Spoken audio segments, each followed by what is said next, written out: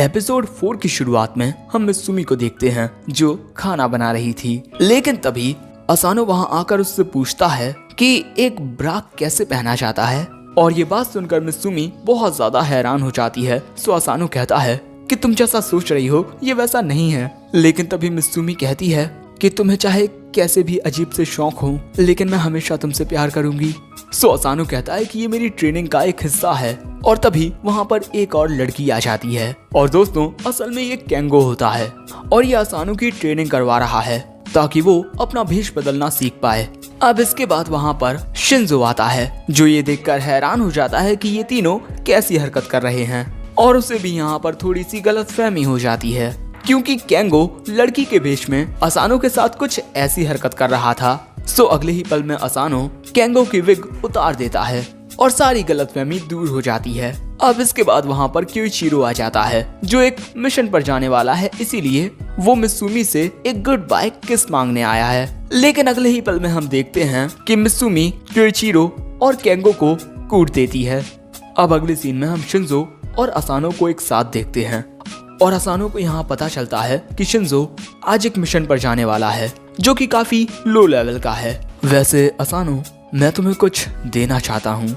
अब अगले सीन में हम देखते हैं कि असानो और मित्सुमी स्कूल आ चुके हैं और मित्सुमी का केंगो और क्योइचिरो की वजह से अभी भी मूड खराब होता है।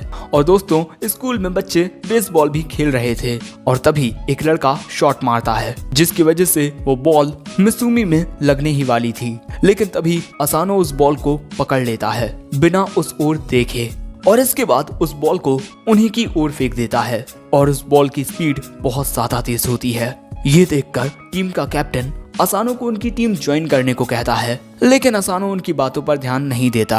अब इसके बाद लंच ब्रेक में मित्सुमी असानो से कहती है कि तुम अपनी ट्रेनिंग की वजह से दिन ब दिन एक सुपर ह्यूमन बनते जा रहे हो, लेकिन तुम्हें यहाँ पर थोड़ा ध्यान रखने की जरूरत है क्योंकि तुम्हारी स्पीड अब बहुत ज्यादा तेज हो चुकी है और इसी वजह से जब तुम लोगों के करीब से गुजरते हो तो उन्हें ऐसा लगता है जैसे तुम कोई निंजा हो। और इसके बाद मित्सुमी असानो को खाना खिलाने के लिए अपना हाथ बढ़ाती है, लेकिन असानो के खाना खाने से पहले ही वो उस खाने को उससे दूर करके कहती है कि अरे मैं तो भूल ही गई थी, मुझे एक काम में तुम्हारी मदद चाहिए, क्या तुम मेरी मदद करोगे?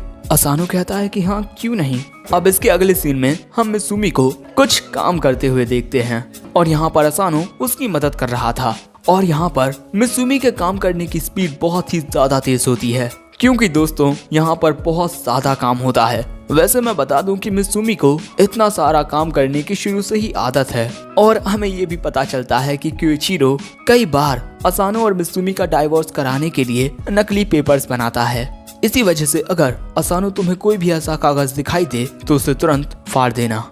तभी मित्सुमी को केंगो को लेकर कुछ अजीब दिखता है और इसके बाद ये दोनों केंगो के रूम के पास आ जाते हैं और अंदर आने पर ये देखते हैं कि केंगो के कमरे की हालत बहुत ज्यादा खराब होती है।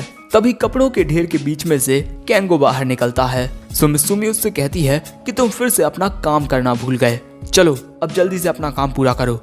सो तभी केंगो सुशी खाते हुए कहता है कि मेरी रिपोर्ट यहीं कहीं खो गई है और अब वो मुझे मिल नहीं रही। ये बात सुनकर असानो कहता है कि वो रिपोर्ट यहीं कहीं होगी, चलो हम सब मिलकर उसे ढूंढते हैं। लेकिन दोस्तों, असानो को ऐसा नहीं करना चाहिए क्योंकि इन कपड़ों के बीच में गन्स और ग्रेनेड्स हैं और इसी वजह से असानो घबरा जाता है। और इसके बाद केंगो बाहर निकलकर कहता है कि मुझे ऐसे काम करना बिल्कुल भी पसंद नहीं है जिनमें परेशानी होती है। और दोस्तों, मैं तुम्हें ये भी बता दूं कि केंगो अपनी छोटी बहन के सामने बिल्कुल नंगा होता है और उसे इस बात से घंटा फर्क नहीं पड़ता। बचपन में मैं और तुम दोनों एक साथ नहाते थे, तो आखिर हम दोनों के बीच किस बात की शर्म। लेकिन दोस्तों, केंगो के ऐसे बिहेवियर की वजह से मित्सुमी को गुस्सा आ जाता है और अब वो उसे सबक सिखाना चाहती है। ये देखकर केंगो वहाँ से भागने की कोशिश करता है और जब असानो उसे रोकने के लिए आता है तब वो मित्सुमी का रूप ले लेता है और वहाँ से बच निकलता है। ये देखकर मित्सुमी कहती है हाइबरनेशन एक्टिवेट। और इसके बाद हम देखते हैं कि घर के सभी खिड़की दरवाजों पर लॉक्स लगने लगते हैं और पूरे घर को एक लोहे की दीवार से कवर कर लिया जाता है। वहीं दूसरी ओर हमें एक कंपनी दिखाई जाती है जहां पर शिंजो अपने मिशन को पूरा करने के लिए आया था। दोस्तों, शिंजो के पास यहाँ पर एक्स-रे ग्लासेस होते हैं जिनसे वो चीजों के आर पार देख सकता है उसे पता चलता है कि यहाँ पर काफी सारे पैसे हैं और यहाँ की सिक्योरिटी भी काफी ज्यादा टाइट है। और आज यहाँ पर इस कंपनी का डायरेक्टर आया हुआ है और हमें पता चलता है कि ये लोग गैर कानूनी धंधा करते हैं। अब ये बात जानने के बाद शिंजो 2 लोगों को बेहोश करके एक कमरे में आता है, लेकिन तभी अचानक अलार्म बजने लगता है। दूसरी ओर हम मित्सुमी और असानो को देखते हैं जो अभी भी केंगो को ढूंढ रहे थे। दोस्तों, ये मित्सुमी का कमरा होता है और यहाँ पर काफी सारा सामान रखा हुआ था, जैसे पियानो, गिटार। और ये इस वजह से है क्योंकि शुरू से ही मित्सुमी की जान खतरे में रहती थी। इसी वजह से क्योइचिरो उसे हमेशा घर के अंदर रखता था और मित्सुमी इन्हीं चीजों का इस्तेमाल करके अपना टाइम पास किया करती थी। वैसे मित्सुमी ने एक पेंटिंग भी बनाई है जिसमें क्योइचिरो बिल्कुल किसी शैतान की तरह लग रहा है। अब इसके बाद ये दोनों शियोन के कमरे में आते हैं, जहाँ पर शियोन थोड़ी एक्सरसाइज करने की कोशिश कर रही थी, लेकिन वो गिर जाती है। और दोस्तों, ये एक फिजिकल गेम होता है। वैसे यहाँ पर केंगो नहीं होता, इसी वजह से ये दोनों जाते हैं फुताबा के कमरे में। फुताबा यहाँ पर आराम कर रही थी और कोई भी फुताबा को डिस्टर्ब करने की गलती नहीं कर सकता। इसका मतलब केंगो यहाँ पर भी नहीं होगा और इसी वजह से ये दोनों आते हैं ननाओ के कमरे में। और केंगो यहाँ पर भी नहीं होता क्योंकि अगर वो यहाँ पर होता तो केमिकल्स की वजह से बेचारा मर चुका होता। अब इसके बाद वो आते हैं गोलियत के कमरे में और गोलियत का कमरा देखकर असानो बहुत ज्यादा हैरान होता है। और दोस्तों, इसके अलावा केंगो शिंजो के कमरे में भी नहीं होता और आखिर में बचता है क्योइचिरो का कमरा। और दोस्तों, क्योइचिरो का कमरा मित्सुमी की तस्वीरों से भरा हुआ था, जो देखकर असानो की हालत खराब हो जाती है। वैसे मित्सुमी को यहाँ पर भी कुछ दिखाई नहीं देता, सो अब वो दोनों एक दूसरी जगह पर केंगो को ढूंढने लगते हैं, लेकिन यहाँ पर भी उन्हें केंगो नहीं दिखता।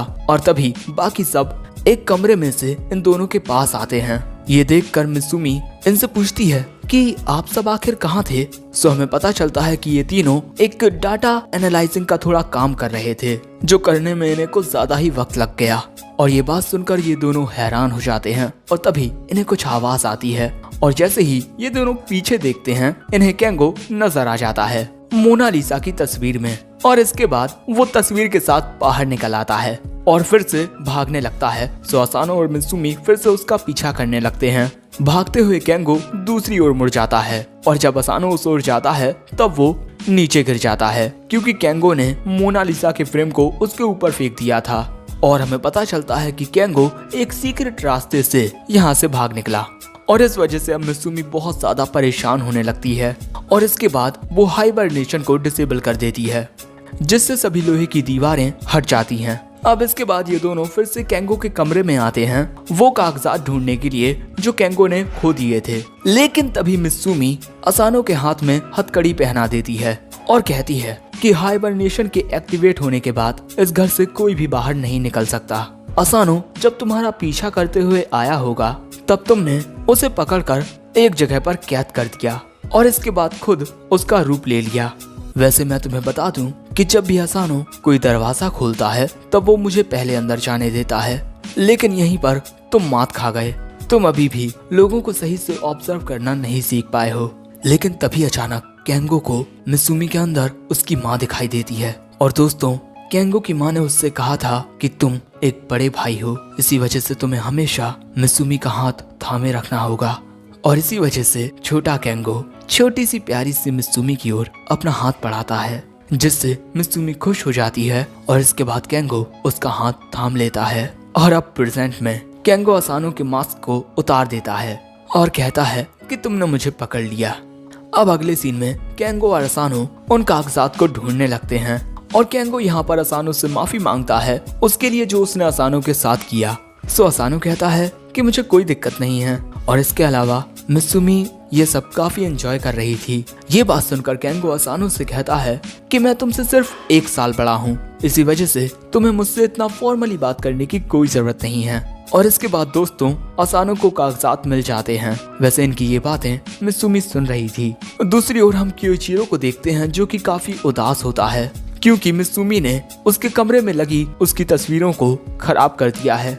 अब इसके बाद हम देखते हैं कि असानो खाना खा रहा था। मित्सुमी ने उसके लिए कड़ी चावल बनाए हैं और दोस्तों, यहाँ पर मित्सुमी ने थोड़े नए मसाले मिलाए हैं। मसालों का नाम सुनकर ही असानो की हालत पतली हो जाती है लेकिन तभी इनका फैमिली फोन बजता है। कॉल किया था शिंजो ने, और जैसे ही असानो फोन कॉल उठाता है किसी के चिल्लाने की आवाज आती है कि मुझे बचाओ मित्सुमी। ये बात सुनकर मित्सुमी वीडियो चैट को ऑन करती है और हम शिंजो को देखते हैं जो कि काफी ज्यादा रो रहा था। सो मित्सुमी शिंजो को शांत रहने के लिए बोलती है और इसके बाद हमें पता चलता है कि शिंजो अपने हथियारों के बिना बहुत कमजोर महसूस करता है। और इसके बाद मित्सुमी असानो को देखने लगती है और अब हमें उसी कंपनी का सीन दिखाया जाता है जहाँ पर शिंजो आया था और वहाँ पर अब असानो आ गया है और वो शिंजो के हथियार अपने साथ लेकर आया है। और मित्सुमी असानो को लोकेशंस के बारे में बता रही थी। असानो काफी संभल कर आगे बढ़ रहा था, लेकिन तभी एक आदमी उस पर गन तान देता है और पूछता है कि तुम कौन हो बच्चे। अब इस सिचुएशन में असानो शिंजो के इंस्ट्रक्शंस को याद करते हुए उस आदमी से बच जाता है और कोहनी मारकर उसे बेहोश कर देता है। लेकिन ये आवाज सुनकर अब इस ओर कई सारे लोग आने लगते हैं। सो अब असानो शांत रहकर फोकस करता है और उससे पता चलता है कि उसकी ओर 3 लोग आ रहे हैं जिनके पास बंदूकें और चाकू हैं। अब इसके बाद असानो पहले बंदे को मारकर नीचे गिरा देता है, लेकिन दूसरा बंदा उसे पकड़ लेता है और तीसरा बंदा उस पर चाकू से हमला करता है। लेकिन असानो के कपड़े बहुत स्ट्रॉन्ग थे और इसके बाद असानो उन दोनों पर हमला करके उन्हें भी हरा देता है। लेकिन तभी एक और शख्स उसे देख लेता है और अब फ्लैशबैक में हमें पता चलता है कि शिंजो ने असानो को एक गन दी थी उसकी सेफ्टी के लिए और अब असानो उस गन को निकालता है और फायर करता है। अब अगले सीन में असानो शिंजो के पास आ जाता है और शिंजो जैसे ही असानो को देखता है वो उससे चिपक जाता है, ये कहते हुए कि मैं बहुत ज्यादा डर गया था। और इसके बाद हम शिंजो को बहुत ज्यादा खुश देखते हैं क्योंकि उसके हथियार अब उसके पास थे। लेकिन तभी उस कमरे में और भी लोग आ जाते हैं। अब इससे पहले कि असानो कुछ कर पाता, शिंजो सामने आकर उन लोगों को ठिकाने लगा देता है और इसके बाद ये दोनों आगे बढ़ने लगते हैं। इन पर काफी सारे लोग एक साथ फायरिंग करते हैं, लेकिन शिंजो अपनी स्किल्स की वजह से इन सभी को धराशाही कर देता है और काफी तेजी से सभी को हरा देता है। और जब पीछे से इनकी ओर लोग आते हैं तब शिंजो एक ग्रेनेड को उन लोगों के ऊपर फेंक देता है और उसके बाद क्या हुआ ये मुझे बताने की जरूरत नहीं। अब इसके बाद ये दोनों इस जगह से बाहर निकलने के लिए भागने लगते हैं, लेकिन तभी कोई असानो के पैर में गोली मार देता है जिससे असानो वहीं नीचे गिर जाता है। और इसके बाद हम उस शख्स को देखते हैं जिसने असानो पर गोली चलाई थी। वो कहता है कि अगर तुम्हें इस बच्चे की जान प्यारी है तो बंदूक फेंक दो। अब असानो की ऐसी हालत होने की वजह से शिंजो बंदूक छोड़ देता है। ये देखकर असानो याद करता है कि वो हथियारों का थैला मित्सुमी ने उसे देते वक्त कहा था कि बड़े भाई के लिए उनके हथियार बहुत ज्यादा कीमती हैं और अगर उनके हाथ में कोई भी हथियार आ जाए तब वो बहुत ज्यादा कॉन्फिडेंट हो जाते हैं। इसी वजह से जब उन्हें हथियार की जरूरत हो तब तुम उन्हें हथियार देना, चाहे कुछ हो जाए। और अब प्रेजेंट में असानो थैले में से एक हथियार निकालकर शिंजो की ओर फेंकता है और ये बच्चों वाला कांटा होता है। अब इस हथियार को पाकर शिंजो उसे दुश्मन की ओर फेंकता है और वो हथियार दुश्मन की बंदूक के टुकड़े टुकड़े कर देता है। और इसके बाद शिंजो अपनी गन उठाकर उस आदमी का काम तमाम कर देता है। अब अगले सीन में ये दोनों उस जगह से बाहर आ जाते हैं और अब अपने घर की ओर जा रहे थे। असानो यहाँ कहता है कि मैं आपकी मदद करने के लिए आया था, लेकिन मेरी वजह से आप मुसीबत में पड़ गए। शिंजो कहता है कि तुम्हें माफी मांगने की कोई जरूरत नहीं है। और दोस्तों इसके अलावा शिंजो यहाँ पर थोड़ा अंडर कॉन्फिडेंट हो गया है क्योंकि उसकी बंदूक में से सभी गोलियां खत्म हो चुकी हैं। लेकिन इसके बाद शिंजो कहता है कि मैं तुम्हारा बड़ा भाई हूँ, इसी वजह से मैं और भी ज्यादा स्ट्रांग बनूंगा। ये बात सुनकर असानो मुस्कुराता है और इसी तरह ये दोनों घर की ओर चलते रहते हैं। वहीं दूसरी ओर एक आदमी एक दूसरे आदमी से पूछता है कि अगर तुम मुझे उसके बारे में बता दो तो मैं तुम्हें एक आसान मौत दूंगा। लेकिन वो आदमी बताने से मना कर देता है, जिसके बाद ये आदमी अपने हथौड़े से उसके सिर पर वार करके उसे खत्म कर देता है और कहता है कि अब मरने की बारी तुम्हारी है। और ये होता है असानो। तो अगले एपिसोड में ये आदमी असानो को मारने के लिए जाएगा और क्या ये असानो को सच में खत्म कर देगा, ये जानने को मिलेगा अगले एपिसोड में। वैसे ये एपिसोड पसंद आया हो तो लाइक करना, चैनल को अब तक सब्सक्राइब नहीं किया तो वो भी करते जाओ और इसी के साथ कमेंट करके बताओ कि ये एपिसोड तुम्हें कैसा लगा। And in the end of the video, sayonara.